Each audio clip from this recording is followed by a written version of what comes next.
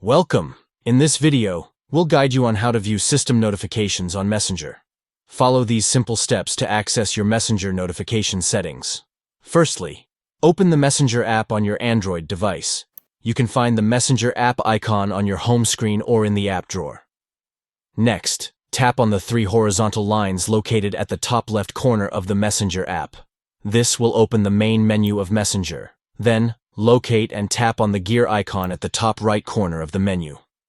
This gear icon represents the settings of Messenger. In the Settings menu, scroll down and look for the Notifications and Sounds option. Tap on this option to access the notification settings of Messenger. Within the Notifications and Sounds section, you can customize various notification settings such as message alerts, sound notifications, and vibration settings according to your preferences. By following these steps, you can easily view and adjust your system notifications on Messenger to tailor them to your liking. We hope this guide helps you in managing your Messenger notification settings effectively. Thank you for watching.